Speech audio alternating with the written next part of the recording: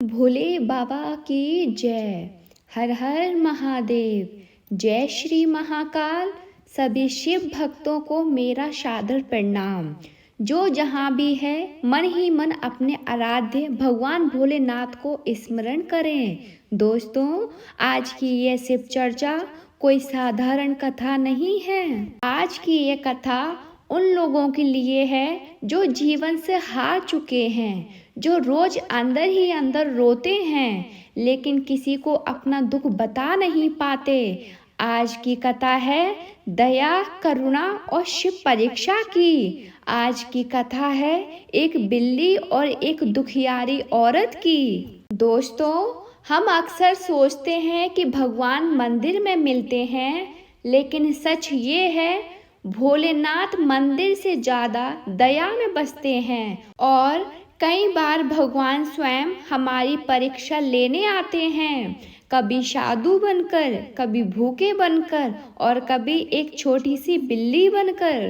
तो आइए दोस्तों, शिव नाम लेते हुए इस दर्द भरी जीवन बदल देने वाली शिव चर्चा की कथा को शुरू करते हैं। भक्तों, आज मैं आपको कोई साधारण कहानी नहीं सुना रही हूँ। आज की यह शिव चर्चा उन लोगों के लिए है जो जीवन से हार चुके हैं, जो रोज रोते हैं लेकिन किसी को बता नहीं पाते। आज की ये कथा एक बिल्ली और एक दुखियारी औरत की, और इस कथा में स्वयं भोलेनाथ परीक्षा लेने आए हैं। बहुत समय पहले की बात है।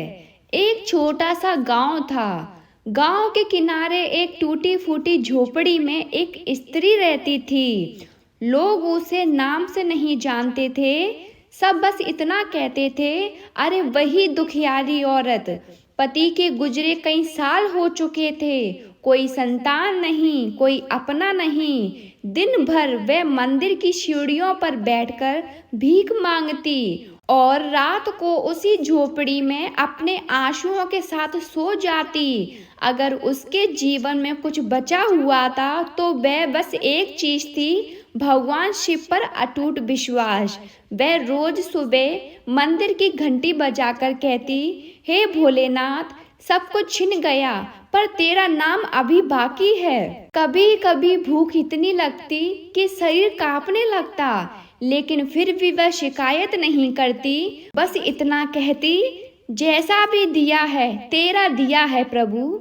एक दिन जब वह मंदिर के बाहर बैठी थी, तभी उसने देखा एक काली सफेद रंग की बिल्ली धीरे धीरे उसकी ओर आ रही है। बिल्ली बहुत कमजोर थी, हड्डियां दिख रही थी, आंखों में भूख और डर दोनों थे। बिल्ली उसके पैरों के पास बैठ गई और करुण आवाज में म्याऊं करके रोने लगी। उस औरत ने अपने आंचल में देखा, उसके पास बस 2 चावल के दाने बचे थे।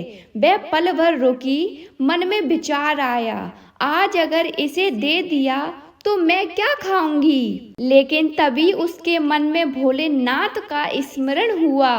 उसने आंखें बंद कर कहा, हे शिव, अगर आज भूखी भी मर जाऊं तो किसी और को भूखा नहीं रहने दूंगी। उसने दोनों चावल बिल्ली के सामने रख दिए। बिल्ली ने चावल खाए, फिर वह औरत की ओर टकटकी लगाकर देखने लगी। ऐसा लगा जैसे वह बिल्ली नहीं, कोई इंसान देख रहा हो। बिल्ली की आंखों से आंसू की एक बूंद जमीन पर गिरी। औरत ने कहा, रो मत, मैं भी तेरी तरह ही हूँ। उस रात वह स्त्री बिना खाए सो गई। पेट में आग थी लेकिन मन में शांति। सोते सोते उसके मुंह से निकला, नमः शिवाय। और तभी कहानी एक नया मोड़ लेती है। रात के तीसरे पहर उसने सपना देखा। उसने देखा वही बिल्ली धीरे धीरे प्रकाश में बदल रही है, उसके शरीर से तेज निकल रहा है। और तभी उस प्रकाश के पीछे एक दिव्य आकृति दिखाई देती है। भक्तों, कई बार भगवान सीधे सामने नहीं आते, वे पहले परीक्षा लेते हैं। और उस रात भोलेनाथ एक दुखियारी औरत की परीक्षा लेने आए थे। रात गहरी हो चुकी थी, चारों ओर सन्नाटा, और तभी उस स्त्री के स्वप्न में अद्भुत प्रकाश फैल गया। उसने देखा वही बिल्ली अब जमीन पर नहीं थी, वह आकाश में तैर रही थी। उसका शरीर धीरे धीरे स्वर्ण प्रकाश में बदल रहा था। औरत घबरा गई। उसने कहा, तू तो बिल्ली नहीं है क्या? अचानक बिल्ली का रूप बदल गया। अब वह शिवगण बन चुकी थी। हाथ में त्रिशूल का चिन्ह, माथे पर भस्म और आंखें में करुणा और तेज। शिवगण बोला, हे देवी, डर मत, आज तेरी परीक्षा पूरी हुई है। औरत कांपने लगी। उसने हाथ जोड़ दिए। तभी उस स्वप्न में धरती हिलने लगी। डमरू की ध्वनि गूंजी, डम डम डम। आकाश से फूलों की वर्षा होने लगी और उसी प्रकाश के बीच भगवान भोलेनाथ प्रकट हुए। जटाओं से गंगा बह रही थी, माथे पर चंद्रमा, कंठ में नील और आंखों में अपार करुणा। वह स्त्री धरती पर गिर पड़ी, आंखों से आंसू बहने लगे। हे प्रभु, मैंने क्या किया जो आप स्वयं आ गए?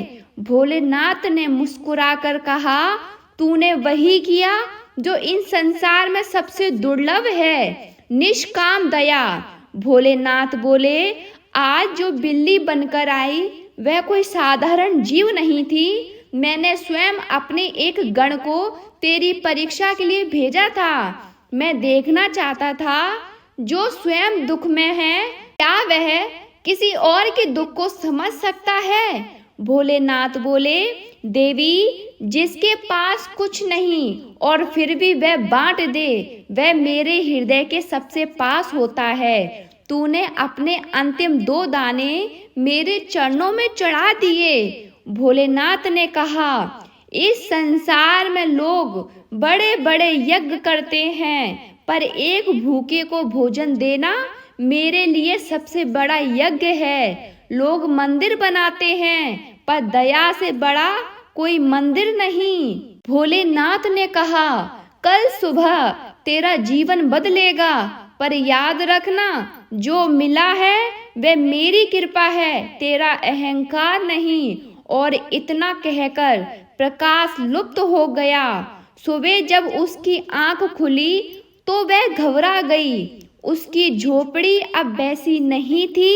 अक्सर हम सोचते हैं कि जब भगवान कृपा करते हैं तो जीवन में सिर्फ सुख ही सुख होगा, लेकिन सत्य ये है, सुख भी एक परीक्षा होता है। और उस दुखियारी औरत के जीवन में अब वही परीक्षा शुरू होने वाली थी। सुबह होते ही जब उसकी आंख खुली तो वह कुछ पल समझ ही नहीं पाई कि वह जाग रही है या अभी भी सपना देख रही है। वह टूटी हुई झोपड़ी, जहां बारिश में पानी टपकता था, जहां सर्दी में दीवारें कांपती थीं, वह झोपड़ी अब नहीं थी। उसकी जगह एक छोटा सा साफ सुथरा घर था। मिट्टी की दीवारें लेकिन मजबूत, दरवाजे पर तुलसी का पौधा और आंगन में धूप पड़ रही थी। वह घबरा गई, उसके हाथ कांपने लगे। उसने जोर से कहा, हे भोलेनाथ, ये क्या है? मैंने तो कुछ मांगा भी नहीं था। उसकी आंखों से आंसू बहने लगे। वह तुरंत जमीन पर बैठ गई और बोली, जो कुछ भी है प्रभु सब तेरा दिया है। कुछ ही देर में गांव वालों को खबर लग गई।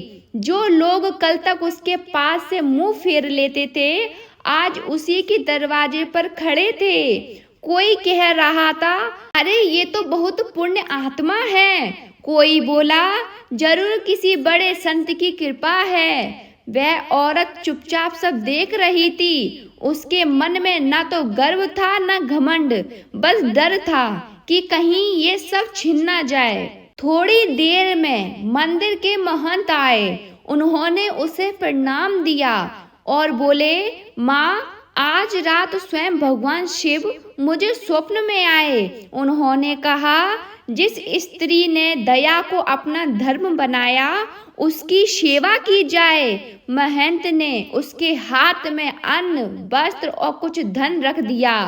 वह औरत रो पड़ी। उसने कहा, महाराज, मुझे बस इतना दीजिए कि मैं भूखी ना रहूं, बाकी सब जिसे जरूरत हो उसे दे दीजिए। यह सुनकर महंत की आंखें भर आईं।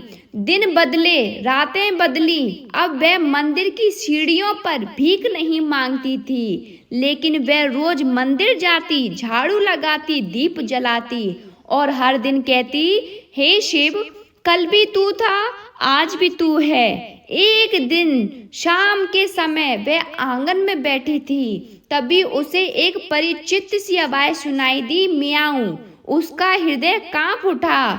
उसने देखा, वही बिल्ली फिर से सामने खड़ी थी। इस बार भी दुबली, भूखी और कांपती हुई। अब उसके पास अन्न भी था, घर भी था, लेकिन मन में एक अजीब डर उठने लगा। उसने सोचा, अगर मैं इसे रोज खिलाने लगी तो लोग क्या कहेंगे? अगर सब खत्म हो गया तो फिर वही दुख। यही वह क्षण था भक्तों, जहां दूसरी परीक्षा शुरू हुई। उस औरत ने आंख बंद की और अपने हृदय में भोलेनाथ की आवाज सुनी, जब तुझ पे कुछ नहीं था तब तूने दिया, अब जब है तो क्या डर है? उसने तुरंत बिल्ली को दूध और रोटी दी। बिल्ली ने खाना खाया और जाते जाते एक बार पीछे मुड़कर उसे देखा। उस नजर में वही तेज था, वही करुणा। औरत समझ गई, परीक्षा अभी खत्म नहीं हुई। जब भगवान किसी को ऊपर उठाते हैं तो संसार की नजर भी उसी पर टिक जाती है, और जहाँ नजर जाती है वहाँ ईर्ष्या जन्म लेती है। दिन बीतते गए। अब वह स्त्री गांव में सबकी माँ कहलाने लगी, लेकिन कुछ लोग ऐसे भी थे जिसके मन में आग जलने लगी। वह कहते, कल तक तो भीख मांगती थी, आज देखो कैसे घर में बैठी है। कोई कहता, जरूर कोई चाल है, ऐसे ही भगवान किसी पर कृपा नहीं करते। एक दिन गांव की कुछ स्त्रियां उसके घर आईं। ऊपर से मीठी बातें, अंदर जहर। उन्होंने कहा, माँ, तुम तो बहुत पुण्यवती हो, हमें भी बताओ तुमने ऐसा कौन सा मंत्र किया? वह औरत मुस्कुराकर बोली, मैंने कोई मंत्र नहीं किया, मैंने तो बस दुख में भी दया नहीं छोड़ी। यह सुनकर कुछ चेहरों पर चुप्पी छा गई। कुछ ही दिनों में एक अफवाह फैल गई।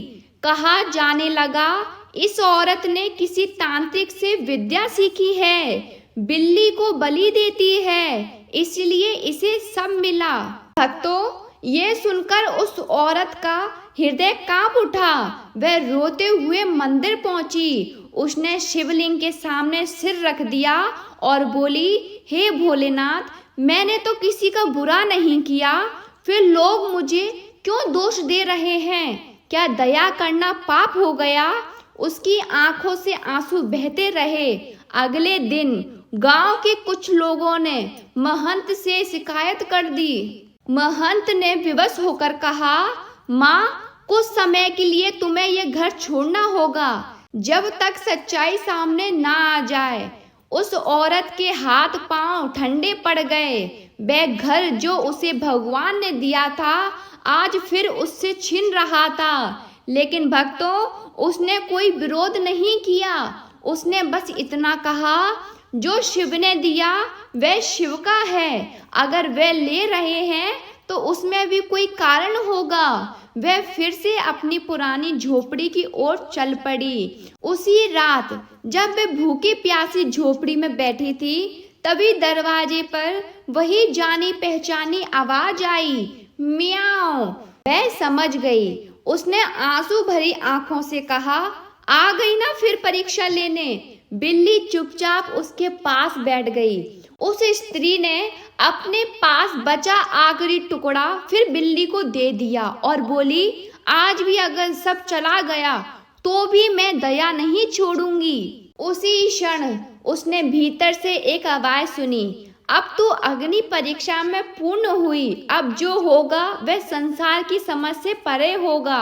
भगवान शिव तुरंत दंड नहीं देते, वह पहले अवसर देते हैं और जब समय आता है तो न्याय अपने आप प्रकट हो जाता है। उस रात पूरा गांव अशांत था, किसी को नींद नहीं आ रही थी। आकाश में अजीब लालिमा थी, मंदिर की घंटियां बिना हवा के अपने आप बज उठी। गांव के लोग डर गए। उसी रात मंदिर के महंत को भयानक स्वप्न आया। उन्होंने देखा मंदिर का शिवलिंग फट गया है और उसी में से महादेव प्रकट हुए। भोलेनाथ ने क्रोधित स्वर में कहा, जिस स्त्री ने मेरे लिए भूख सही उसे तुमने अपमानित किया। महंत कांप उठा। भोलेनाथ बोले, कल सूर्योदय से पहले सभी गांव वाले मंदिर में एकत्र हो जाएं। जो सत्य है वह स्वयं प्रकट होगा। और स्वप्न टूट गया। सुबह होते ही महंत ने ढोल पिटवा दिया। पूरा गांव मंदिर में इकट्ठा हुआ। वह दुखियारी औरत सबसे पीछे खड़ी थी, सिर झुका हुआ, आंखों में आंसू। तभी मंदिर के बीचों बीच वही बिल्ली आई, लेकिन इस बार उसका शरीर प्रकाश से भर गया। सब लोग डर के मारे पीछे हट गए। बिल्ली धीरे धीरे शिवगढ़ में बदल गई और गंभीर स्वर में बोली, जिसे तुमने तांत्रिक कहा वह महादेव की भक्त है। जिस बिल्ली को बलि बताया वह मैं था, शिव का दूत। गांव सन्न रह गया। तभी मंदिर में डमरू की गूंज हुई। हर किसी को अंदर से एक ही स्वर सुनाई दिया, दया ही मेरा स्वरूप है। जो दया करता है वही मेरा सच्चा भक्त है। गांव वाले जमीन पर गिर पड़े, सब रोने लगे। महंत ने उस स्त्री के चरण पकड़े। माँ, हमसे बहुत बड़ा अपराध हो गया। उस दुखियारी औरत ने हाथ जोड़ दिए और कहा, अगर मेरे कारण किसी का हृदय बदला है तो यही मेरा धन है। भक्तों, यही महादेव का सबसे बड़ा संदेश छिपा है। जो अपमान सहकर भी दया नहीं छोड़ता वह मुझे पा लेता है। उस दिन के बाद गांव बदल गया। उस स्त्री को फिर सम्मान मिला, लेकिन उसने कभी अपने लिए कुछ नहीं मांगा। जब कोई व्यक्ति अपमान और सम्मान दोनों से ऊपर उठ जाता है तब समझ लीजिए उसकी आत्मा शिव पद पर चल पड़ी है। और अब उस दुखियारी औरत का जीवन उसी दिशा में मुड़ चुका था। सच सामने आने के बाद गांव के लोग उसे देवी मानने लगे। जहां पहले लोग पत्थर की तरह थे, अब वही हाथ जोड़कर खड़े थे। कोई अन्न लाता, कोई वस्त्र, कोई चरण छूता। लेकिन भक्तों, उस स्त्री के भीतर कुछ भी नहीं बदला था। वह आज भी उसी तरह भूखे को भोजन देती, रोते को सहारा देती और हर सांस में कहती, यह सब शिव का है, मैं तो बस माध्यम हूँ। उसने अपने घर को कभी अपना घर नहीं माना। वह कहती, यह तो शिव की धर्मशाला है। कोई यात्री आता, कोई साधु आता, कोई बेसहारा आता, सबका स्वागत होता। धीरे धीरे उसका जीवन सेवा में ढल गया। एक शाम जब सूर्य अस्त हो रहा था, वह तुलसी के पास बैठी जप कर रही थी, नमः शिवाय। तभी उसे फिर वही आवाज सुनाई दी, मियाओ। उसका हृदय शांत मुस्कान से भर गया। वह बोली, आ गई ना, अब अंतिम बार। बिल्ली सामने आई, लेकिन इस बार वह भूखी नहीं थी। उसकी आंखों में गहरी शांति थी। बिल्ली उसके पास बैठ गई, ना कुछ बोली ना कुछ मांगा, बस कुछ क्षण उसे देखती रही। औरत समझ गई, अब परीक्षा नहीं है, अब विदाई है। उस रात वह देर तक नहीं सोई। वह बस शिव का ध्यान करती रही। उसके मन में ना कोई इच्छा थी, ना कोई भय। उसने मन ही मन कहा, हे भोलेनाथ, अगर आप बुलाने आए हो तो मैं तैयार हूँ। अगले दिनों में उसका शरीर धीरे धीरे कमजोर होने लगा, लेकिन चेहरे पर अद्भुत तेज था। लोग कहते, माँ कुछ आराम करो। वह मुस्कुरा कर कहती, अब विश्राम शिव की गोद में है। एक दिन उसने गांव वालों को बुलाया और बहुत शांत स्वर में कहा, मैंने जीवन से बस एक ही बात सीखी है, दुख आए तो शिव को दोष मत दो और सुख आए तो अपने को बड़ा मत समझो। दया ही शिव है और शिव ही दया। यह सुनकर सबकी आंखें भर आईं। उस रात आकाश बहुत साफ था, चंद्रमा अद्भुत उज्जवल था, मंदिर की घंटी धीरे धीरे बज रही थी और वह स्त्री शिवलिंग के पास बैठी ध्यान में लीन थी। कथा वहां समाप्त नहीं होती जहां शरीर समाप्त होता है। कथा वहां पूर्ण होती है जहां आत्मा शिव में विलीन हो जाती है। वह अंतिम रात्रि थी। पूरा गांव गहरी नींद में था, लेकिन मंदिर का आंगन जैसे जाग रहा था। दीपक की लौ बिना हवा के भी स्थिर जल रही थी। वह दुखियारी औरत शिवलिंग के सामने ध्यान में बैठी थी। होठ हिल रहे थे, नमः शिवाय नमः शिवाय। तभी मंदिर के द्वार से वही बिल्ली अंदर आई। इस बार ना तो वह बिल्ली थी ना शिवगण, वह केवल प्रकाश थी। उस प्रकाश से एक करुण स्वर निकला, देवी अब तुझे किसी परीक्षा की आवश्यकता नहीं। तूने जीवन में जो सहा वह साधना बन गया। पूरा मंदिर प्रकाश से भर गया और उसी प्रकाश में भगवान भोलेनाथ स्वयं प्रकट हुए। इस बार ना क्रोध था ना परीक्षा, बस अपार प्रेम। महादेव बोले, तूने बिल्ली में मुझे देखा, दुख में भी दया नहीं छोड़ी, आज से तू मुझसे अलग नहीं।